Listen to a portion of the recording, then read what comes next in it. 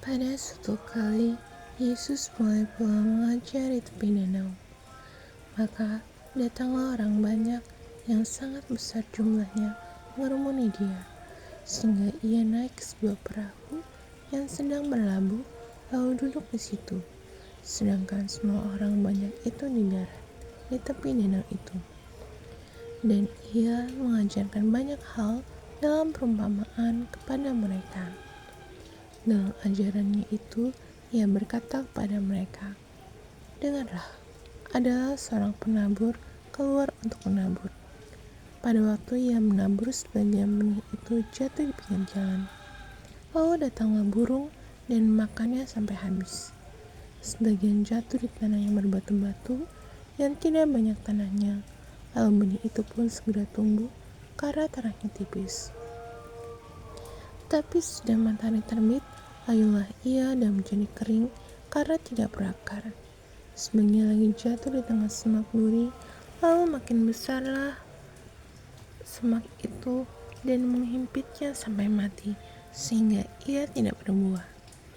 Dan sebagian jatuh di tanah yang baik, ia tumbuh dengan suburnya dan berbuah. Hasilnya ada yang 30 kali lipat, ada yang 60 kali lipat, ada yang 100 kali lipat." Dan katanya, "Siapa punya telinga untuk mendengar, hendaklah ia mendengar." Ketika ia sendirian, pengikut-pengikutnya dan ke-12 murid itu menanyakan dia tentang perumpamaan itu. Jawabnya, "Kepadamu telah diberikan rahasia kerajaan Allah, tapi kepada orang-orang luar segala sesuatu disampaikan dalam perumpamaan, supaya sekalipun melihat mereka tidak menanggap, sekalipun mendengar mereka tidak mengerti, supaya mereka jangan berbalik dan mendapat ampun." Lalu ia berkata kepada mereka, "Tidakkah kamu mengerti perumpamaan ini? Kalau demikian, bagaimana kamu dapat memahami semua perumpamaan yang lain?" Penabur itu menaburkan firman. Orang-orang di pinggir jalan tempat firman itu ditaburkan ialah mereka yang mendengar firman.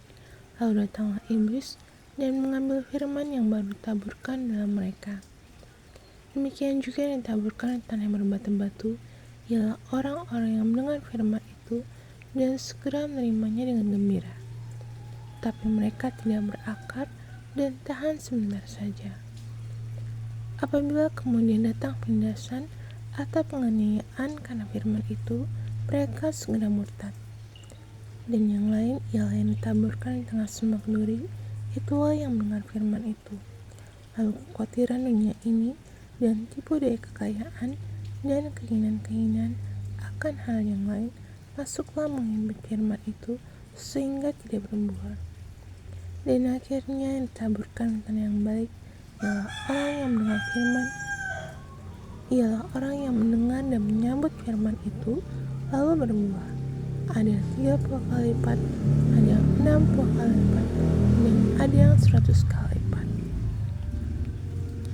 Lalu Yesus berkata kepada mereka, "Orang bawa pelita bukan supaya ditempatkan di bawah gantang atau di bawah tempat tidur, melainkan supaya ditaruh di atas kaki Dian. Sebab tidak ada sesuatu yang tersembunyi yang tidak akan dinyatakan, dan tidak ada sesuatu yang rahasia yang tidak akan tersingkap. Barang siapa yang punya telinga untuk mendengar, hendaklah ia mendengar." Lalu ia berkata lagi, "Camkanlah apa yang kamu dengar.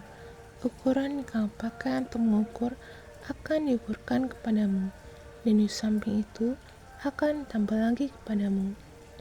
Karena siapa yang mempunyai, kepadanya akan diberi, tapi siapa yang tidak mempunyai, apapun juga yang ada padanya akan diambil daripadanya." Lalu kata Yesus, "Beginilah hal kerajaan Allah itu, seumpama orang yang menaburkan benih di tanah. Lalu pada malam hari ia tidur, dan pada siang hari ia bangun, dan benih itu mengeluarkan tunas, dan tunas itu makin tinggi. Bagaimana terjadinya tidak diketahui orang itu. Bumi dengan sendirinya mengeluarkan buah, mula-mula tangkainya, lalu bulirnya, kemudian butir-butir yang penuh isinya dalam bulir itu. Apabila buah itu sudah cukup masak, orang itu segera menyabit, sebab musim menuai sudah tiba. Katanya lagi, dengan apa hendak kita membandingkan kerajaan Allah itu? Atau dengan perumpamaan manakah hendaknya kita menggambarkannya? Hal kerajaan itu seumpama biji sesawi yang ditaburkan di tanah. Memang biji itu yang paling kecil daripada segala jenis benih yang ada di bumi. Tetapi apabila ia ditaburkan, ia tumbuh dan menjadi lebih besar daripada segala sayuran yang lain dan mengeluarkan cabang-cabang yang besar sehingga burung-burung di udara dapat bersarang dalam naungannya. Dalam banyak perumpamaan yang semacam itu, ia memberitakan firman kepada mereka sesuai dengan pengertian mereka, dan tanpa perumpamaan ia tidak berkata-kata kepada mereka. Tapi kepada murid-muridnya, ia menguraikan segala sesuatu secara tersendiri. Pada hari itu, waktu hari sudah petang, Yesus berkata kepada mereka, "Marilah kita bertolak ke seberang." Mereka meninggalkan orang banyak itu, lalu bertolak, dan membawa Yesus beserta dengan mereka dalam perahu, di mana Yesus telah duduk, dan perahu-perahu lain juga menyertai Dia. Lalu mengamuklah taufan yang sangat dahsyat, dan ombak menyembur masuk ke dalam perahu, sehingga perahu itu mulai penuh dengan air. Pada waktu itu, Yesus sedang tidur di buritan di sebuah tilam. Maka murid-muridnya membangunkan Dia dan berkata kepadanya, "Guru, Engkau tidak peduli kalau kita binasa." Ia pun bangun, menghadik angin itu, dan berkata kepada danau itu, "Diam, tenanglah." Lalu angin itu reda, dan danau itu menjadi teduh sekali. Lalu ia berkata kepada mereka, "Mengapa kamu itu takut? Mengapa kamu tidak percaya?" Mereka menjadi sangat takut dan berkata seorang kepada yang lain, "Siapa gerangan orang ini, sehingga angin dan danau pun taat kepadanya?"